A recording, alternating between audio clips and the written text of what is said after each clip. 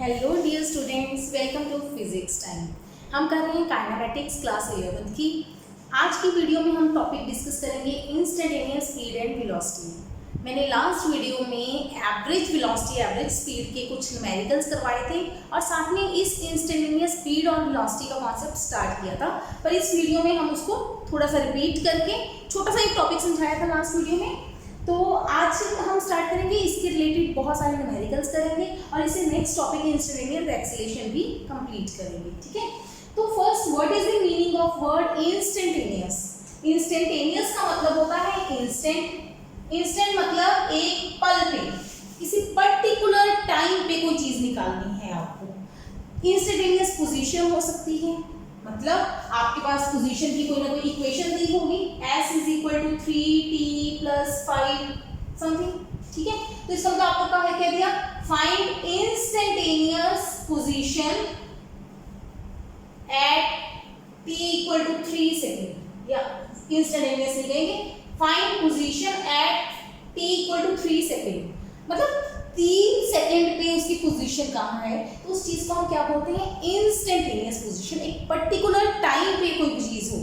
ठीक है, तो अब निकाल दोगे, s की वैल्यू कितनी आ जाएगी? 3 × 3 + 5, 9 + 5 14, आपको हो गए 14 मीटर पे है। मीटर या यूनिट्स जो भी दिए होंगे, अगर ये मीटर में कहा है तो इसका मतलब क्या हुआ कि पर्सन यहाँ कहीं भी ओरिजिन से चला, अपनी एक पोजीशन से चला जहां से आपने उसकी पोजीशन नोट करनी शुरू की, और वो अपनी पोजीशन से कितने मीटर दूर है? 14 मीटर। ये होता है इंस्टेंट का टाइम। तब 3 सेकेंड पे आपने देखा तो वो 14 मीटर दूर जा चुका है। क्लियर? अब आती है इंस्टेंटेनियस स्पीड और इंस्टेंटेनियस वेलोसिटी। इसमें बहुत थोड़ा सा फर्क है डायरेक्शन का, अदरवाइज इनकी वैल्यूज करीब करीब सेम आएंगी। ठीक है, जो भी हम क्वेश्चंस करेंगे। तो अब इंस्टेंटेनियस स्पीड और वेलोसिटी हमने देखा, एवरेज स्पीड और एवरेज वेलोसिटी बहुत फर्क था। क्या फर्क था? अगर पर्सन एक जगह से चला, वहीं पे वापस आ गया, तो एवरेज स्पीड कैसे निकाली थी हमने? एवरेज स्पीड कैसे निकाली थी? Total distance 2πr / total time t। वहीं एवरेज वेलोसिटी जब निकाली थी, वेलोसिटी वो क्या आई थी? क्योंकि सेम जगह पे वापस आ गया तो 0 आई थी। ठीक है, अच्छा, एक पर्सन हाफ सर्कल में मूव किया, स्पीड क्या आएगी? πr/t। डिस्टेंस कितना ट्रैवल किया? πr। डिस्प्लेसमेंट क्या हुई? 2r/t, है ना? इस तरह के हमने न्यूमेरिकल्स देखे थे कि एवरेज स्पीड और एवरेज वेलोसिटी में बहुत फर्क होता है। एवरेज स्पीड अलग चीज है, एवरेज वेलोसिटी अलग चीज है। अब इंस्टेंटेनियस स्पीड और वेलोसिटी क्या है? इंस्टेंट, एक मोमेंट पे उसकी पर्सन की स्पीड या वेलोसिटी क्या है। ठीक है, डायरेक्शन का फर्क आएगा और कोई फर्क नहीं आएगा इसमें। एक मोमेंट पे, मतलब अब स्पीड और वेलोसिटी सिंपल। स्पीड या वेलोसिटी क्या होती है? स्पीड और वेलोसिटी डिस्टेंस अपॉन टाइम या डिस्प्लेसमेंट अपॉन टाइम, आपको हो गई है ना? अब मैं कहती हूं टाइम, अब जब हमने देखना है, स्पीड को कैलकुलेट करना है, तो आप लोग change in displacement by change in time. Change मतलब थोड़े से टाइम में, अब एक जगह पे पर्सन है तो उसकी s की पोजीशन जैसे 14 मीटर आ गई, टाइम कितना है? 3 सेकेंड। आपको 14 × 3 कर दो, स्पीड आ जाएगी? नहीं आएगी। वो आएगी टोटल स्पीड, इससे मतलब एवरेज स्पीड आएगी। 3 सेकेंड में वो 14 मीटर दिया, 3 सेकेंड लगे, डिवाइड करोगे तो वो कौन सी स्पीड आएगी? Average speed. अगर दोनों को डिवाइड करोगे तो एवरेज स्पीड आएगी। मतलब बेसिकली ये हुआ क्या? 3rd सेकेंड पे -0 सेकेंड पे डिवाइडेड बाय 3 - 0, मतलब ये क्या निकली? हमारी एवरेज स्पीड। अब हम कह रहे हैं एक पर्टिकुलर मोमेंट पे, मतलब ये भी एक्चुअली डेल्टा s/डेल्टा t हुआ। एक पर्टिकुलर मोमेंट पे बात करोगे तो हम कहेंगे डेल्टा t को बहुत छोटा सा कर दो। मतलब 3 सेकेंड पे आपने इसकी डिस्प्लेसमेंट देखी, 3 से 3.00001 सेकेंड बाद देखो, मतलब ये फिक्स नहीं है, जितना भी छोटा आप इसको कर सको। बिल्कुल थोड़े से टाइम बाद इसकी पोजीशन देखो तो पोजीशन चेंज हो जाएगी, बिल्कुल चेंज हो जाएगी। तो चेंज इन पोजीशन क्या आएगा? Delta s। Change in time क्या आएगा? Delta t। दोनों की रेशियो को हम बोलते हैं, अगर डेल्टा t बहुत छोटा हो तो हम इस स्पीड को बोलते हैं इंस्टेंटेनियस स्पीड। इंस्टेंटेनियस, इतना बड़ा नहीं लिखने की जरूरत, छोटा सा लिखेंगे इंस्टेंटेनियस स्पीड। क्या होता है जब delta T is very very small, मतलब हम यहाँ पे लिमिट लिख देते हैं डेल्टा टी इज स्मॉल, और इसी चीज को वेरी इंपॉर्टेंट, जब हमारा टाइम इंटरवल बहुत छोटा हो तो हमारा जो डेल्टा टी है वो किस में चेंज हो जाता है, dt में। डेल्टा s किस में चेंज हो जाता है, ds में। तो हमारा delta s by delta t किस में चेंज हो जाएगा, ds बाई dt में। ये टाइम इंटरवल होता है डेल्टा t, मतलब दो चीजों के बीच में टाइम, किसी भी बड़ा हो छोटा हो कुछ भी हो सकता है। लेकिन जब ये डेल्टा t बहुत छोटा हो, करीब करीब जीरो, करीब जीरो का मतलब है जीरो नहीं होना चाहिए, जीरो हो गया तो डिवाइड नहीं कर पाएंगे ना, तो ये बहुत छोटा होना चाहिए, बिल्कुल एक पल मतलब बहुत छोटा टाइम होता है। उतने टाइम में उसका डिस्टेंस और टाइम देख के दोनों को डिवाइड करोगे तो आपके पास क्या आएगी, इंस्टेंटेनियस स्पीड। ठीक है, ये चीज कुछ देखी लग रही है, d by dt something ds by dt, आपने पढ़ा होगा dy बाई dx क्या होती है, डेरिवेटिव या differentiation of y with respect to x। याद है डिफरेंशिएशन की वीडियो में, उसमें हमने यही बताया था dy बाई dx क्या है, change in y with respect to change in x। अगर हम x को चेंज करते हैं तो y में कितनी चेंज आती है, दोनों की रेशियो। तो ये हमारी इंस्टेंटेनियस स्पीड हमें क्या रिप्रेजेंट करती है, चेंज या डेरिवेटिव या differentiation of s versus t, नहीं s with respect to t, मतलब टाइम के हिसाब से स्पीड में s में डिस्प्लेसमेंट में कितनी चेंज आती है। s is displacement not speed, ठीक है, मैं गलत बोल रही थी। चेंज और derivative of s with respect to t। और अगर छोटा सा ग्राफिकल समझे हम तो क्या है, अगर हम पोजीशन टाइम ग्राफ ड्रॉ करते हैं, पोजीशन टाइम ग्राफ, अगर हम x axis y axis graph draw करते हैं, x y सिंपल समझो, पहले ये कोई कर्व है तो dy बाई dx क्या होगा, ये देख लिया हमने, ऐसे करो, ये मेरा y1 है, x1 y1 है पॉइंट, ये x2 y2 है, पास है ये दोनों, समझने के लिए, बनाने के लिए मुझे खुला बनाना पड़ रहा है। तो ये चेंज, ये वर्टिकल क्या आएगा, y2 माइनस y1, हॉरिजॉन्टल क्या आएगा, x2 माइनस x1, है ना। तो दोनों की रेशियो क्या आएगी, delta y by delta x, ठीक है। और रेशियो होगी क्या, tan थीटा नहीं होगी क्या, थीटा अगर एंगल है तो tan थीटा बनेगा परपेंडिकुलर अपॉन बेस, अगर ये परपेंडिकुलर अपॉन बेस है तो ये क्या होगा, स्लोप। तो इसका मतलब हम कह सकते हैं डेरिवेटिव, अगर ये छोटा हो तो डेरिवेटिव हो जाएगा, derivative gives the slope of the xy graph, yx graph, ठीक है। ऐसे ही अगर हमारे पास कोई बॉडी का st ग्राफ हो, आएंगे बहुत सारे ग्राफ्स आएंगे, इसमें ग्राफ्स का कॉन्सेप्ट भी आपको समझना है, और ग्राफ की हेल्प से स्पीड, वेलोसिटी, एवरेज, इंस्टेंटेनियस निकालना, वो भी सब कुछ सीखेंगे हम। तो st ग्राफ अगर आपके पास बना हो कुछ इस शेप का, तो हम कहेंगे कि जो स्पीड है या वेलोसिटी है वो किससे पता चलती है, tan थीटा से। ऐसे कह लो, अगर हमारे ग्राफ की शेप कुछ इरेगुलर हो, आपको इस पॉइंट पे, यू नीड इस पॉइंट पे t इक्वल टू, मतलब t टाइम पे आपको क्या चाहिए, इंस्टेंटेनियस स्पीड। हम कहेंगे इस पॉइंट पे छोटी सी लाइन ड्रॉ करो, उस छोटी सी लाइन का स्लोप लो, छोटी सी लाइन का, देखो ध्यान से, ये dt हो जाएगा, ये ds हो जाएगा, दिख रहा है, विजिबल है, ds और dt छोटा सा, तो इसको मैं बड़ा बनाऊं, अगर इस पॉइंट पे चाहिए मुझे, ये मैंने एक लाइन ड्रॉ की, इस लाइन को क्या बोलते हैं, टेंजेंट। जो लाइन किसी कर्व को एक पॉइंट पे टच करे उसको बोलते हैं टेंजेंट लाइन।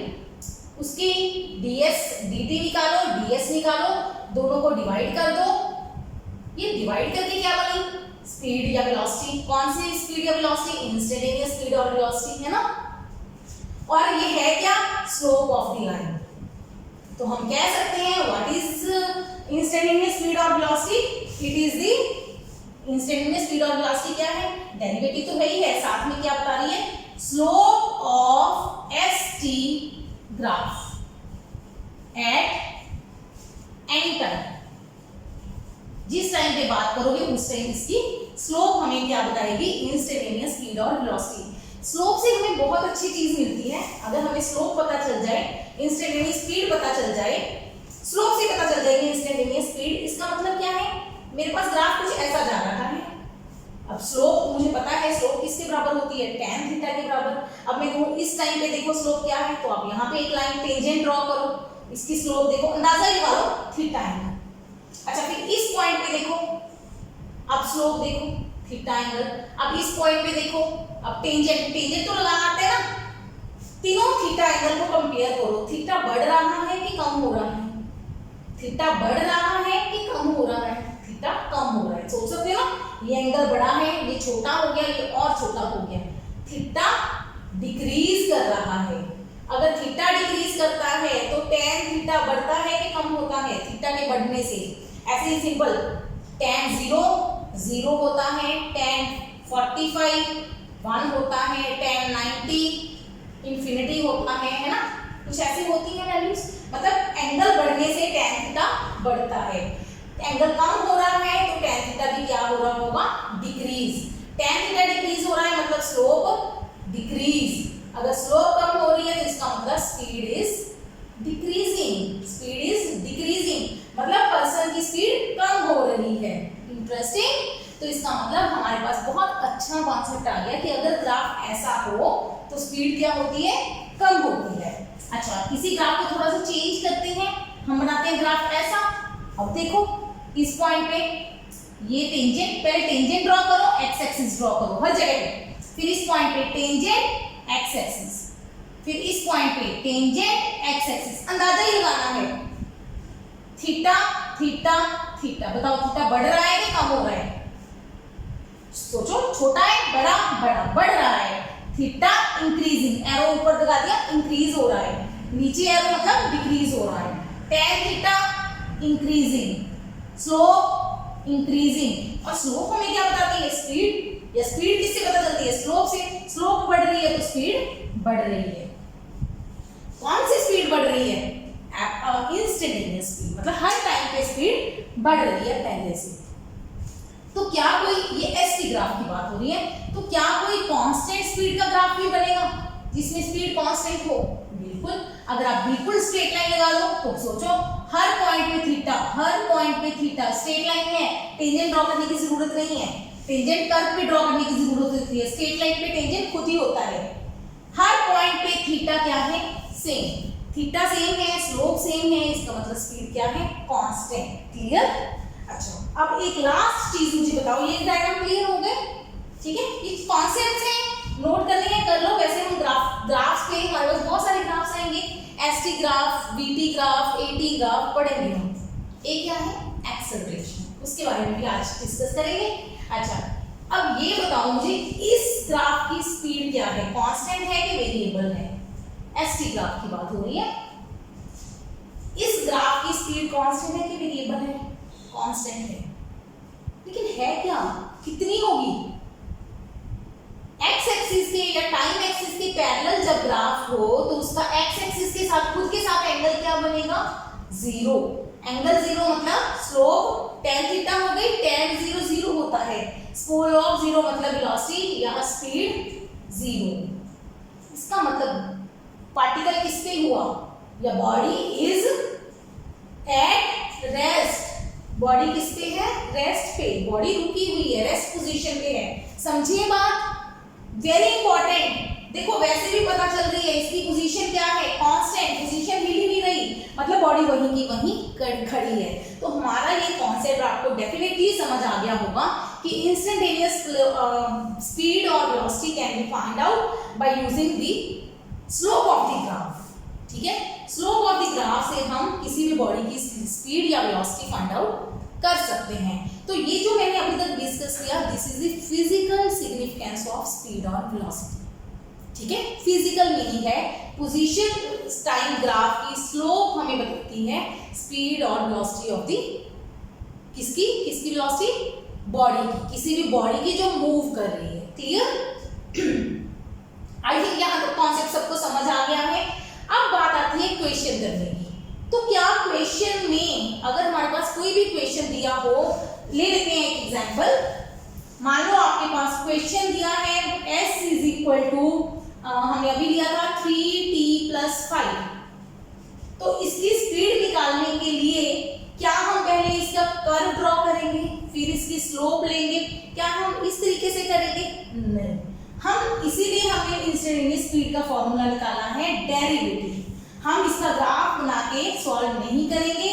ग्राफ वाले क्वेश्चन कब करेंगे? जब आपको पेपर में ग्राफ दिया हो, क्वेश्चन में ग्राफ आएंगे। क्वेश्चन बहुत अच्छे अच्छे क्वेश्चन हैं, ग्राफ बना हुआ है, आपको उसकी स्पीड और वेलोसिटी फाइंड आउट करने के लिए कहेंगे, स्पीड, एक्सेलरेशन, कुछ भी है ना इस तरह का। अब इस टाइम ये क्वेश्चन आ गया आपके पास, तो इसकी हमें वेलोसिटी फाइंड आउट करनी है, तो कैसे करेंगे? आपको क्वेश्चन भी कहेंगे, first question, find position at t equal to 0, 1, 2, 3 seconds. Second question, find average speed between 1 to 3 seconds. Third, find instantaneous speed at t equal to 1 second and t equal to 3 second. 3 question करते हैं, बाकी चीजें बाद में discuss करते हैं। Find position at t equal to 0 second, मतलब s0 बोलते हैं हम उसको। 0 सेकेंड पे पोजीशन कितनी आई, मतलब इक्वेशन में टाइम की वैल्यू 0 पुट कर दो। 0 + 5 इक्वल टू 5। 1 सेकेंड पे पोजीशन निकालो। 1 सेकेंड पे 3 × 1 + 5, 5 और 3 8। 2 सेकेंड पे पोजीशन निकालो। 3 × 2 + 5, 6 + 5 11। 3 सेकेंड पे पोजीशन निकालो। 3 × 3 + 5, 9 + 5 14।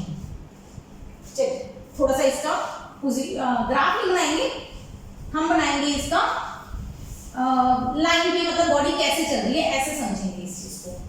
देखिए कैसे,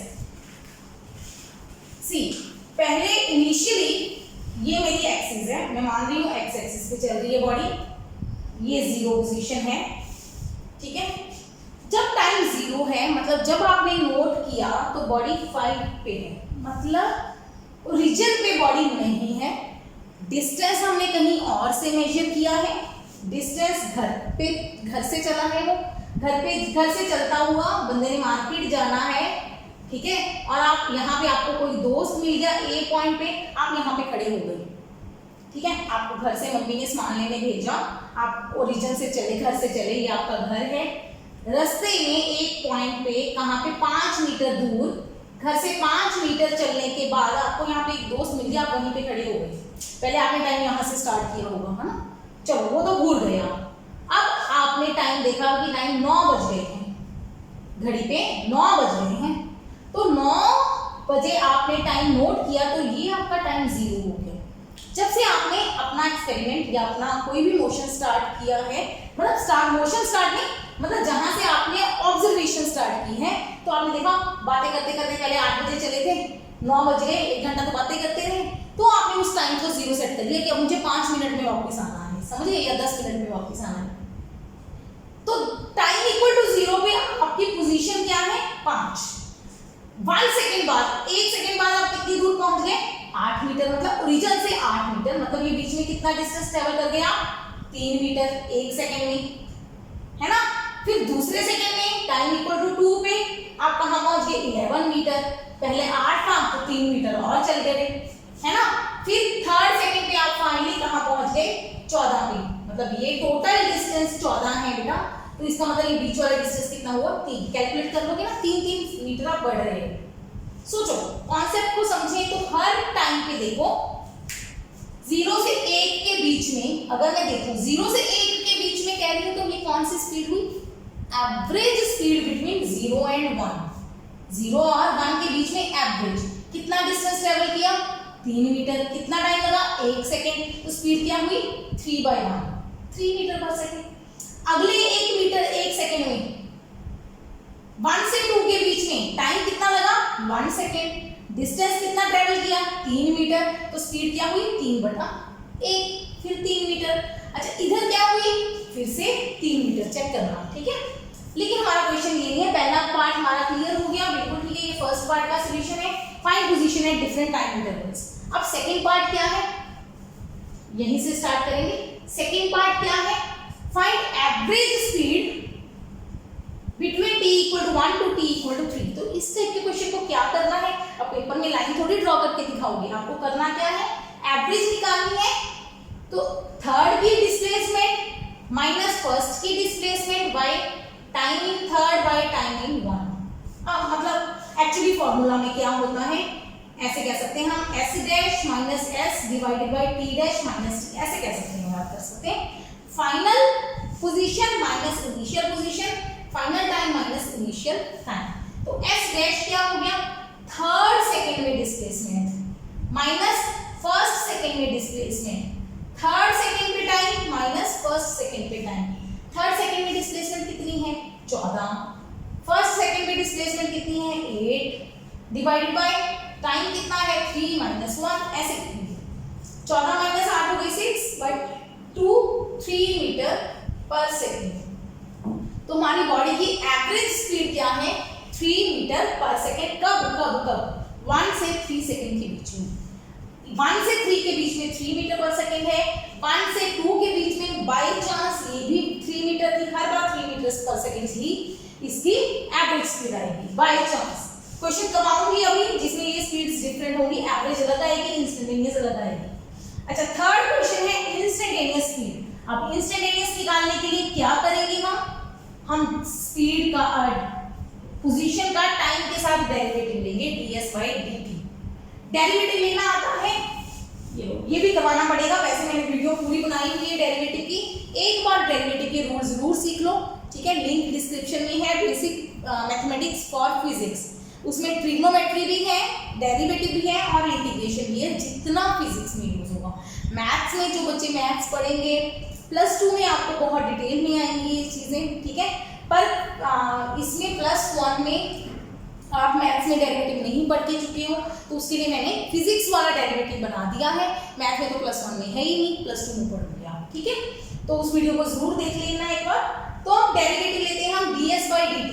ये कैसे करेंगे, अब डेरिवेटिव के रूल सीख लो भाई। अगर आपके पास y की वैल्यू x की पावर n हो, अभी तो समझाई दो ना, वीडियो तो बाद में देखोगे, x की पावर n है तो उसका डेरिवेटिव x के साथ फॉर्मूला क्या है, n x की पावर n माइनस 1।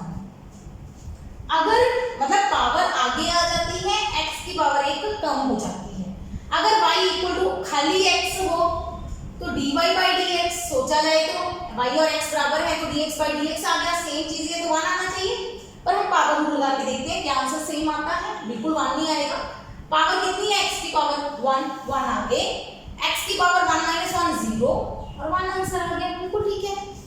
अगर हमारे पास y इक्वल टू कांस्टेंट हो कोई नंबर 5 तो उसका डेरिवेटिव क्या आएगा, बेटा डेरिवेटिव क्या बताती है, चेंज। कांस्टेंट तो कभी चेंज ही नहीं होता, कांस्टेंट तो बोलते ही उस चीज को जो चेंज ना करे, इसका मतलब y चेंज नहीं होगा, चेंज नहीं होगा तो उसका डेरिवेटिव क्या आएगा 0। ये कुछ डेरिवेटिव के बेसिक फॉर्मूला याद कर लो बस अभी के लिए। अगर y की बात में 2-3 चीजें आ जाए, मतलब x1 plus x2 plus x3 something या माइनस आ जाए तो डेरिवेटिव कैसे निकालेंगे, पहले का डेरिवेटिव प्लस दूसरे का डेरिवेटिव प्लस या माइनस, कैसे मतलब जिस का अलग अलग टर्म्स का अलग अलग डेरिवेटिव लेते जाओ और उनको ऐड सब्ट्रैक्ट करते जाओ तो हमारा टोटल डेरिवेटिव आ जाता है, ठीक है।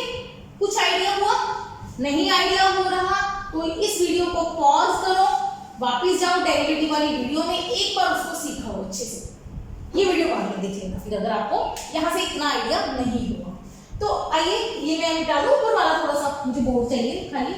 तो मेरे पास एवरेज स्पीड क्या आई थी 3 मीटर पर सेकंड।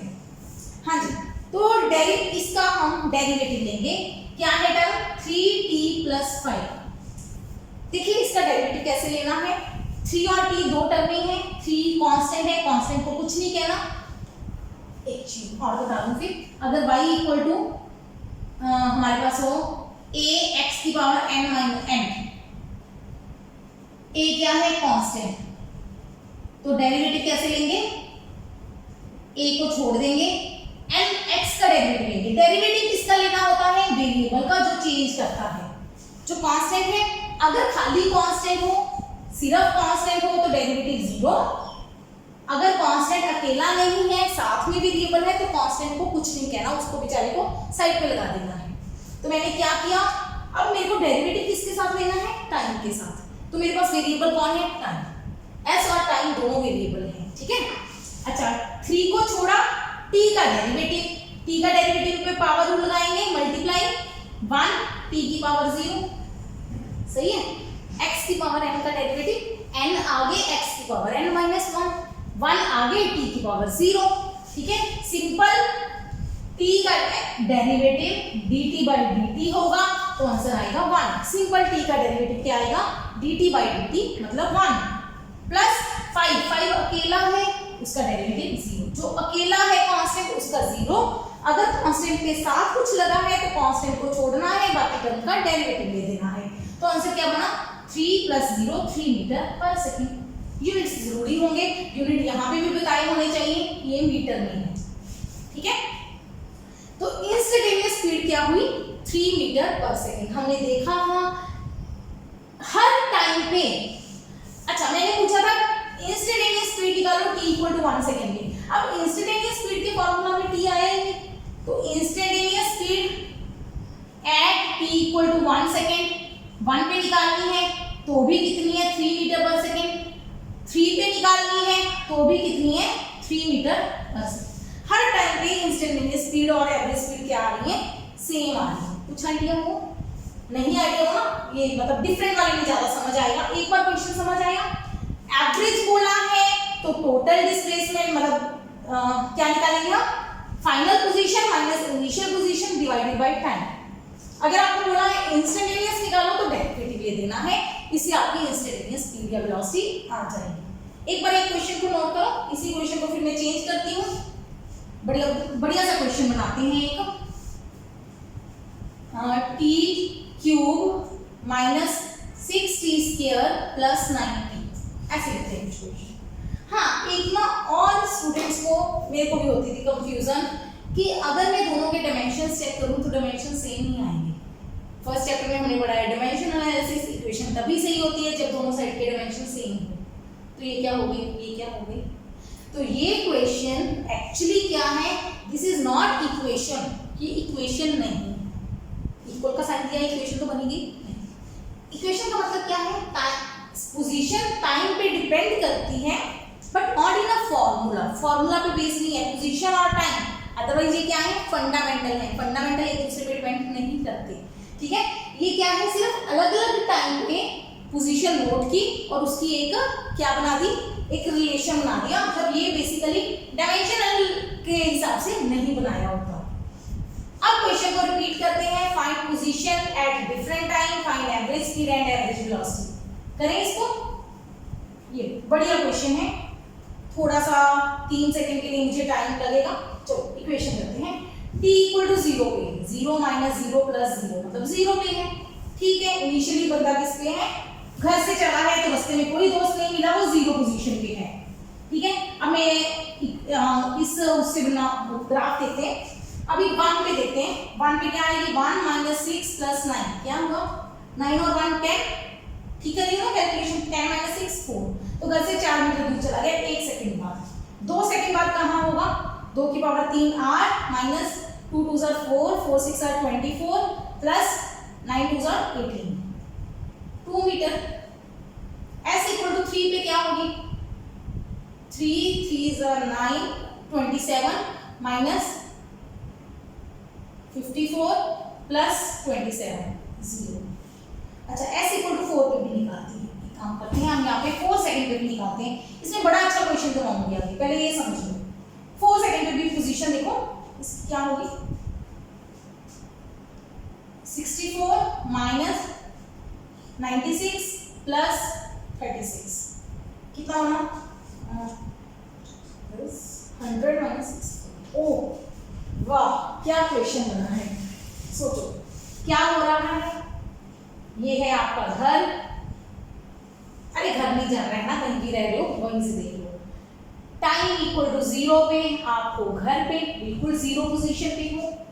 1 सेकंड बाद आप कहाँ चले गए, 4 मीटर दूर, है ना। 1 सेकंड बाद, 2 सेकंड बाद आप कहाँ हो गए, 2 मीटर दूर। यहाँ से यहाँ से 2 मीटर नहीं गए, टोटल 6 मीटर नहीं हुआ। आप क्या हुआ, यहाँ से इधर आ गए, 2 सेकंड पे आप यहाँ आ गए बीच में। सोचो सोचो सोचो सोचो, पहले क्या है, ये 0 है, O है ओरिजिन, A पॉइंट, ये A है आपका, फिर 2 सेकंड बाद आप B पे पहुंच गए, ओ वेरी गुड, वापिस आ गए, आधा रास्ता आए, फिर कहाँ गए, C पे, फिर 0 हो गए, मतलब इधर आ गए C पे, है ना, फिर किधर गए D, अगले सेकंड में फिर इधर पहुंच गए D पे, 4 मीटर दूर पहुंच गए। मतलब आप क्या कर रहे हो, क्या कर रहे हो, पहले घर से A तक गए, फिर वापिस आए, 1 सेकंड में यहाँ आए, 1 सेकंड में यहाँ आए, फिर इधर गए, समझ गए, घूम रहे हो पेंडुलम की तरह, पहले इधर आए, फिर इधर आए, फिर वापिस गए,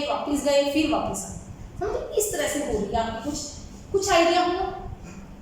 इसका आइडिया की इतनी जरूरत नहीं पड़ेगी, लेकिन यहाँ से अच्छा कॉन्सेप्ट समझ आएगा। मतलब मैं प्रैक्टिकली प्रूव करवाऊंगी आपको जो चीज मुझे समझानी है। क्या समझाना है, आगे चलते हैं। चलिए अब देखते हैं, इस चीज की करने की जरूरत नहीं पड़ेगी आपको पेपर में आपको सिर्फ ये निकालने आनी चाहिए, फिर एवरेज स्पीड निकालनी है। एवरेज स्पीड ये भी तरीका निकालेंगे, बिल्कुल ठीक है। बस S' और S1 की वैल्यू पुट कर दो, S3 की। S3 कितना है 0 माइनस S1 कितना है 4, टाइम कितना लगा 2, मतलब स्पीड क्या आ गई -2 मीटर पर सेकंड। एवरेज स्पीड क्या है -2 मीटर पर सेकंड, ठीक है, ठीक हो गया, बिल्कुल ठीक है। अब इंस्टेंटेनियस पे आते हैं। ये तो क्लियर हो गया ना एवरेज का कॉन्सेप्ट। एवरेज को final minus initial divided by final time minus initial time करना होता है। इंस्टेंटेनियस स्पीड निकालनी है। इंस्टेंटेनियस का मतलब इसका हमें डेरिवेटिव चाहिए, किसका, 6t² प्लस 9t, ठीक है। डेरिवेटिव निकालें, क्या आएगा डेरिवेटिव, पावर रूल 3t की पावर 2, जितना n हो ना, n मल्टीप्लाई करके, पावर मल्टीप्लाई करके, जो बेस है t उसकी एक पावर कम कर दो, बस ये करना है। 6 कांस्टेंट है, अगर खाली कांस्टेंट होता तो उसका डेरिवेटिव 0 होता, पर कांस्टेंट के साथ t है तो कांस्टेंट को कुछ नहीं कहना, उस बच्चे को छोड़ देना है। मल्टीप्लाई t² का डेरिवेटिव 2 आगे, t की पावर 1 रह जाएगी, ठीक है, मार्कर भी धोखे दे जाते हैं आगे, प्लस 9 कांस्टेंट है, t लगा हुआ है तो कांस्टेंट को कुछ नहीं कहना, t का डेरिवेटिव 1 होता है, बिल्कुल ठीक। 2t मतलब 3t² माइनस 12t प्लस 9 आया, ठीक है। अब t इक्वल टू 1 सेकंड पे स्पीड निकालो, 3 × 1 माइनस 12 प्लस 9 कितना आया आंसर 0। अच्छा t इक्वल टू 3 पे निकालो, 3 × 3² माइनस 12 × 3 प्लस 9, 3 3 से 27 माइनस 36 प्लस 9, कैलकुलेशन आनी चाहिए 0। क्या हुआ, ये तो दोनों स्पीड 0 आ गई। अच्छा किसी और पे निकालनी, एक और पे निकाल लेते हैं, ऐसे करते हैं 1-2 सेकंड पे निकालते हैं स्पीड, क्या चेक करते हैं कहीं वो भी 0 तो नहीं आ रही। अगर वो भी 0 आ गई तो इसका मतलब हमारा क्वेश्चन गलत हो सकता है, जरूरी नहीं है, हो सकता है, पर गलत नहीं है, बिल्कुल सही किया है मैंने। तो आपको समझाऊंगी कि कैसे हुआ। t इक्वल टू 2 सेकंड पे स्पीड देखते हैं, 3 × 2² माइनस 12 × 2 प्लस 9, कितना बना 2 2 4 × 3 12 माइनस 24 प्लस 9 माइनस 3, वाह नहीं आया, ठीक है। अब इस चीज का मतलब क्या है, इसको इस लाइन से समझते हैं। पहले पर्सन यहाँ है O पे, फिर 1 सेकंड पे A पे पहुंच गया, 1 सेकंड पे A पे पहुंच गया, फिर वापस चला, यहाँ पे बॉडी की क्या हुई, डायरेक्शन चेंज हुई। जब भी बॉडी की डायरेक्शन चेंज होती है उस पॉइंट पे वेलोसिटी क्या होती है 0। मतलब क्या है, पहले बॉडी आगे जा रही है फिर वापस आई, जब वो अपनी डायरेक्शन चेंज करती है डायरेक्शन, तो उस मोमेंट पे वेलोसिटी 0 होती है। यहाँ पे मैंने चेंज कर दिया वेलोसिटी स्पीड की बजाय, समझाने के लिए, क्योंकि वेलोसिटी के कॉन्सेप्ट में डायरेक्शन का रोल आएगा। पहले बॉडी इधर जा रही है, रुकी, फिर वापस चली, वापस जाने के लिए उसको एक मोमेंट पे रुकना पड़ता है और उस मोमेंट पे उसकी वेलोसिटी क्या होती है 0, समझ आई। फिर ये वापस चली, फिर 2 सेकंड पे पहुंच गई इस पॉइंट पे, इस पॉइंट पे वेलोसिटी क्या है -3, -3 मतलब नेगेटिव है, ठीक है, वापस जा रही है, नेगेटिव हो गई, आया, फिर यहाँ B पे पहुंची थी, फिर 3 सेकंड पे कहाँ पहुंच गई C पे पहुंच गई, ठीक है। C पे फिर स्पीड 0 हुई, मतलब यहाँ से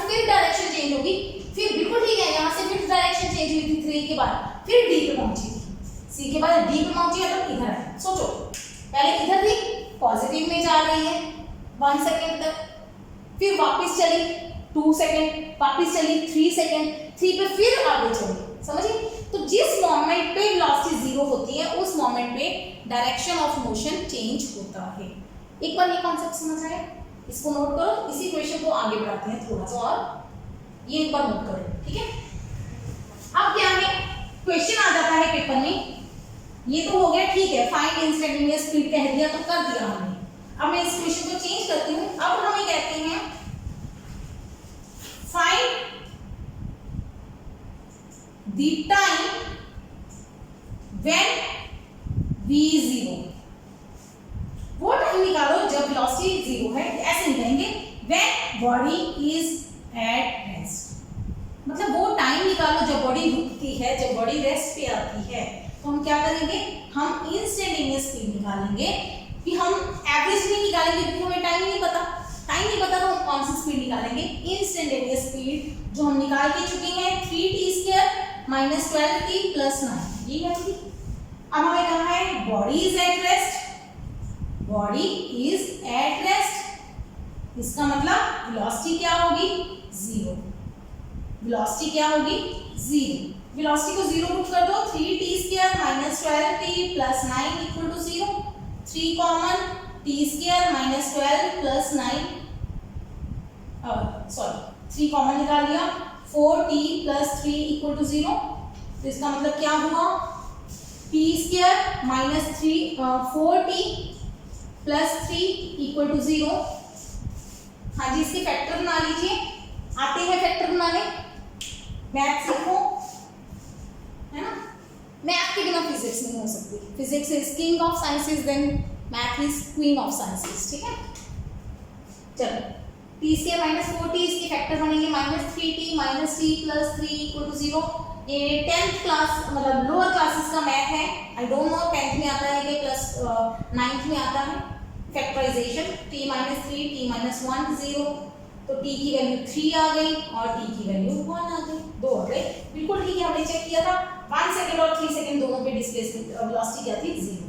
देखो इस तरीके से तो आप ऐसे कितने पे करोगे बराबर, जरूरी थोड़ी 1 पे आएंगे, हो सकता है 1.5 पे आ जाती। तो हमने क्या करना है, वेलोसिटी को 0 पुट करना है, जो भी इक्वेशन बची उसके फैक्टर बनाओ, फैक्टर से t की वैल्यू निकल जाएगी। क्लियर। कई बार कह देते हैं find the position when body is at rest. अब ये नहीं कहा टाइम पता करो, हमने तो टाइम पता करके छोड़ दिया था, नहीं, हमें कहा है find the position when body is at rest. मतलब वो पोजीशन निकालो जब बॉडी रुकी हुई है। मतलब बॉडी कब रुकती है, t = 1 सेकंड पे या t = 3 सेकंड पे। मतलब 1 सेकंड की पोजीशन निकालो और 3 सेकंड की पोजीशन निकालो। 1 सेकंड की पोजीशन आ जाएगी 4 मीटर और 3 सेकंड की पोजीशन कितनी आई थी, 0 मीटर, है ना। मतलब एक बॉडी जब 4 मीटर दूर है तब रेस्ट पे आई है, एक जब 0 मीटर दूर है मतलब वापस अपने रीजन में आ गई तब बॉडी रेस्ट पे। Clear. Find the position when body is rest, मतलब पहले आप बॉडी को रेस्ट पे रखो, रेस्ट का मतलब उसकी वेलोसिटी 0 करो, वहां से टाइम निकलेगा, उस टाइम को पुट करो, पोजीशन निकालो, तो वो आपकी आ जाएगी position when body is at rest. ठीक है, क्लियर है। एक बार इसको नोट करो। इसी में एक और चीज समझाती हूं, एक ही क्वेश्चन से बोर तो नहीं हुए, चेंज करें क्वेश्चन को, नहीं, पहले इसी क्वेश्चन पे करते हैं, फिर अच्छे क्वेश्चन और करेंगे। हाँ जी, अब हम समझते हैं, हमें कहते हैं find the time when body is moving in positive x-axis. Find the time when body is moving in positive x-axis. ये सब कुछ नोट हो चुका, मैं इसको एक बार साफ करती हूँ, दोबारा से शुरू करेंगे इस अकेले इस क्वेश्चन, बड़ा मजा आएगा इसको करने। देखो, इस कॉन्सेप्ट का नाम देते हैं हम to find direction of motion. Direction of motion, ये क्वेश्चन भी आते हैं, पहले कॉन्सेप्ट समझ लो। Direction of motion, direction of motion मतलब बॉडी कहाँ है और किस डायरेक्शन में मूव कर रही है। तो इसमें हमने कौन कौन से सूत्र पढ़े और एक एस निकालना सीखा है हमने और एक वेलोसिटी निकालनी सीखी। एस का मतलब क्या है, पोजीशन ऑफ द बॉडी। हम ड्रॉ करते हैं ओरिजिन, ठीक है, ये पॉजिटिव एक्स एक्सिस है, ये नेगेटिव एक्स एक्सिस है। अभी क्वेश्चन सिर्फ एक्स एक्सिस वाले करेंगे, ठीक है। बाद में हम ये हॉरिजॉन्टल मोशन कर रहे हैं, फिर हम वर्टिकल मोशन पे आएंगे, वर्टिकल मोशन भी स्टडी करेंगे। वर्टिकल मोशन में ग्रेविटेशन आ जाएगा, तो वो अगला पार्ट है 2D आ जाएगा, ठीक है। 1D और 2D दोनों आएंगे। अब हमारे पास क्या हुआ इस केस में, जब हमने पढ़ा पहले बॉडी ए पे गई, मतलब देखो मेरे पास एस की वैल्यूज कौन कौन सी आई थी, याद है कुछ? 0 आई थी, 1 आई थी, 4, 2 आई थी, 2, 3 आई थी, 0 नहीं, हाँ 4 आई थी, 4, ये कुछ आई थी ना वैल्यूज। निकाल लो, दोबारा से निकाल लो।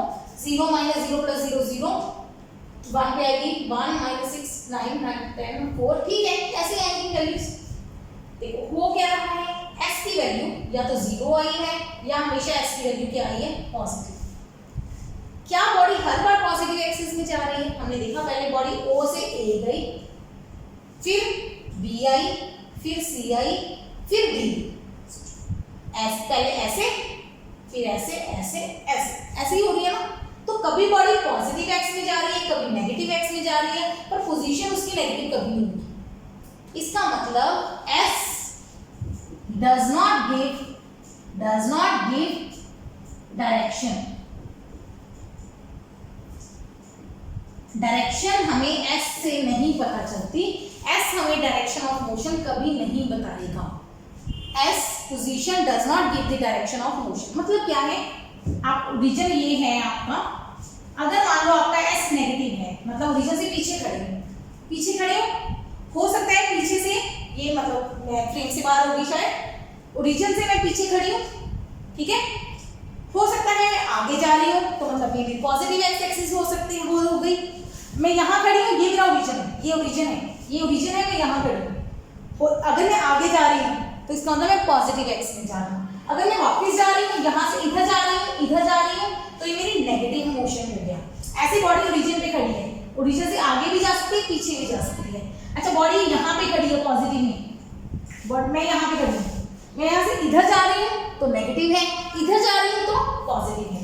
इधर गई तो नेगेटिव एक्स एक्सिस में मोशन हो गया डायरेक्शन, इधर गई तो पॉजिटिव में हो गया। मतलब एस हमें पोजीशन और डायरेक्शन ऑफ मोशन नहीं बताएगा, एस पोजीशन बताएगा, डायरेक्शन नहीं बताएगा। तो डायरेक्शन किससे पता करेंगे हम? डायरेक्शन हमें कौन बताएगा? वेलोसिटी।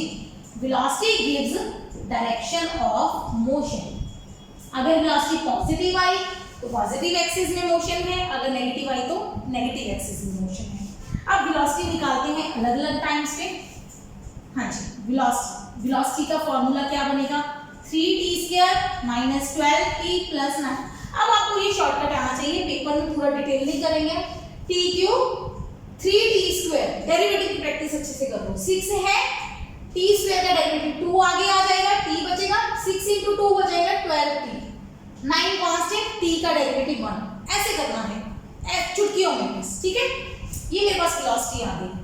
पहले ये क्वेश्चन करवाऊंगी शॉर्टकट नहीं, मतलब जो पेपर में लगाना है आपको मेथड। अभी समझते हैं, सीखना जरूरी है कॉन्सेप्ट। 0 सेकंड पे वेलोसिटी कितनी आई? 0 - 12 + 9, मतलब 9 की स्पीड से चला वो स्टार्टिंग, मतलब जब वो चला है तो उसकी स्पीड 9 मीटर पर सेकंड है। 1 सेकंड पे वेलोसिटी कितनी हो गई थी? 12 - 12 0। तो ये कैलकुलेशन में ध्यान रखना, प्लस माइनस का। पहले मैंने पॉजिटिव वाले ऐड कर दिए 12, फिर नेगेटिव वाला 12, 12 - 12 0। 2 सेकंड पे वेलोसिटी कितनी आई? -12 × 2 + 9, 12 - 24 9, 12 और 9 21 -3। थर्ड सेकंड पे वेलोसिटी कितनी आई? 9, 12 × 3 + 9 0। फोर्थ सेकंड पे वेलोसिटी कितनी आई? पेपर में ये नहीं करना, बोर हो जाओगे। 57 चेक कर लेना। नहीं, मतलब ये दोनों स्पीड्स बराबर हैं, ये दोनों बराबर हैं, ये है ना, कुछ ऐसा। ठीक है, ये चीज हमारे पास ये सिनेरियो बन रहा है डिफरेंट टाइम्स में। हमने देखा कभी तो स्पीड 0 है, कभी स्पीड पॉजिटिव है, कभी स्पीड नेगेटिव है। जिस टाइम स्पीड नेगेटिव है मतलब वो नेगेटिव में जा रहा है, जिस टाइम स्पीड पॉजिटिव है वो पॉजिटिव एक्सिस में जा रहा है, जब स्पीड 0 है वो बॉडी रेस्ट पे है, मतलब डायरेक्शन ऑफ मोशन चेंज कर रही है। तो क्या हम ऐसे निकाल के देखेंगे पेपर में? अच्छा, अब मुझे क्या पता 3.5 सेकंड पे कितनी है स्पीड, 3.5 सेकंड पे कितनी है, पॉजिटिव है कि नेगेटिव है, ऐसे थोड़ी चेक करेंगे, बोर हो जाएंगे ना, ये तो मुश्किल है। तो तरीका क्या है, आपने पहले इंस्टेंटेनियस वेलोसिटी निकालनी है। इस क्वेश्चन में कैसे करना है, इंस्टेंटेनियस वेलोसिटी निकालनी है। अगर v निकाल रहे हो, इंस्टेंटेनियस नहीं भी लिख रहे हो चल जाएगा, वेलोसिटी निकालो। अब हमें चाहिए velocity along positive x axis, v is greater then 0। Positive x axis का मतलब है वेलोसिटी पॉजिटिव हो, डायरेक्शन ऑफ मोशन किससे पता चलेगा, v से। इफ v इज पॉजिटिव, इसका मतलब body is moving in positive x axis. If v is negative मतलब body is moving in negative x axis. ठीक हो गया, पॉजिटिव और नेगेटिव एक्सिस। तो हमें पूछा है find the time when body is moving in positive x axis, मतलब v is greater then 0। 3t² - 12t + 9 greater than 0। जो फैक्टर कॉमन आता है कॉमन निकाल दो। कर चुके हैं ना फैक्टराइजेशन, पहले फैक्टराइजेशन ही करनी है। 3 ग्रेटर देन 0, ग्रेटर देन 0 दिख रहा है, मार्कर चेंज करें, देखते हैं। अब सोचो ये 3 उधर चला जाएगा, 3 को कोई फर्क नहीं पड़ेगा 0 को। t² - 4t + 3 ग्रेटर देन 0, इसके फैक्टर बना लो t - 1 t - 3। यहाँ तक तो कर लोगे है ना, फैक्टराइजेशन तक तो समझ आ जाएगा। वेरी इंपॉर्टेंट, जो जब फैक्टर, अब फैक्टर रखिए। अब आपने चेक क्या करना है, मैं इसको मिटा रही हूँ। अब आपने क्या करना है, अब आपके पास दोनों को 0 पुट करो, पहले t - 1 को 0 करो, फिर t - 3 को 0 करो। t की वैल्यू 1 आई, t की वैल्यू 3 आई, बस दो चीजें आई हैं। जब इसको 0 किया है मतलब t की वैल्यू 1 करोगे तो 0 आएगा। 0 मतलब वेलोसिटी 0, बॉडी रेस्ट पे है। t = 3 0 मतलब t = 3 0 किया तो भी वेलोसिटी 0 आई, मतलब बॉडी रेस्ट पे है, मतलब बॉडी 2 बार रेस्ट में आई, बॉडी 2 बार रेस्ट में आई।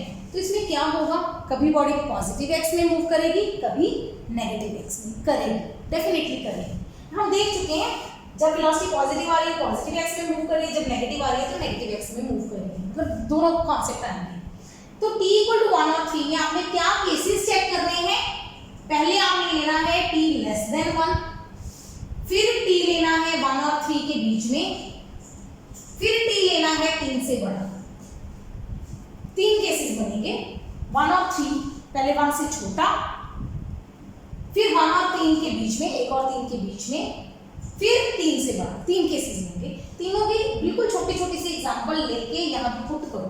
1 से छोटा कोई भी नंबर ले लो, कोई भी नंबर 1 से छोटा होना चाहिए, 0.9 ले लो, 0.1 ले लो, 0 ले लो, 1 से छोटा कोई भी ले लो।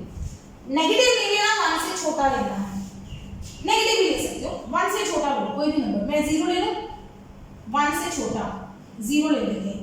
0 - 1, 0 - 3 ग्रेटर देन 0, एक ग्रेटर देन पहले चेक करो, -1 × -3, या सिंपली समझो 1 से छोटा जब लेंगे, 1 से छोटा लेंगे, 0 लिया, 0 - 1 क्या बना, नेगेटिव, 0 - 3 क्या बना, नेगेटिव, नेगेटिव को नेगेटिव से मल्टीप्लाई किया, पॉजिटिव आ गया, पॉजिटिव आ गया। तो इस मतलब इस टाइम में मेरे पास वेलोसिटी क्या है, पॉजिटिव। जब टाइम 1 से छोटा है तो वेलोसिटी क्या है, पॉजिटिव। अच्छा, जब टाइम 1 और 3 के बीच में है, 1 और 3 के बीच में, 1 और 3 को छोड़ के कोई भी नंबर ले लो, 1.1 ले लो। अभी समझ आ रहा है, ये समझ आ रहा है। अच्छा, दूसरा केस, t 1 और 3 के बीच में लेना है मुझे, मैं 1.1 ले लो, 2 ले लो, 2.1 ले लो, 2.5 ले लो, 1.5 ले लो, जो आपका दिल करे ले लो। अच्छा, इस केस में 1.1 - 1 क्या आएगा, पॉजिटिव। 1 से बड़ा है, बड़े से छोटा घटाओगे तो पॉजिटिव आएगा। 3 से छोटा नंबर नेगेटिव, सही है। सॉल्व करना है ना, t इक्वल टू 2 ले लो, नंबर से जल्दी समझ आएगा ना, आपको पॉइंटों में कंफ्यूज हो जाती है। 2 माइनस 1 1, 2 माइनस 3 माइनस 1, एक पॉजिटिव आया एक नेगेटिव आया, दोनों को मल्टीप्लाई किया, आंसर क्या बनेगा मेरे पास नेगेटिव, मतलब इस केस में वेलोसिटी क्या है नेगेटिव। तीसरा केस 3 से बड़ा, 3 से बड़ा कोई भी नंबर ले लो, 4 ले लो, 4 माइनस 1 3, 3 मतलब पॉजिटिव। अब पॉजिटिव चेक करना है, डायरेक्शन ऑफ मोशन में सिर्फ पॉजिटिव नेगेटिव चाहिए। 4 माइनस 3 पॉजिटिव, पॉजिटिव को पॉजिटिव से मल्टीप्लाई किया, आंसर क्या आया पॉजिटिव, तो इस केस में भी वेलोसिटी क्या है पॉजिटिव।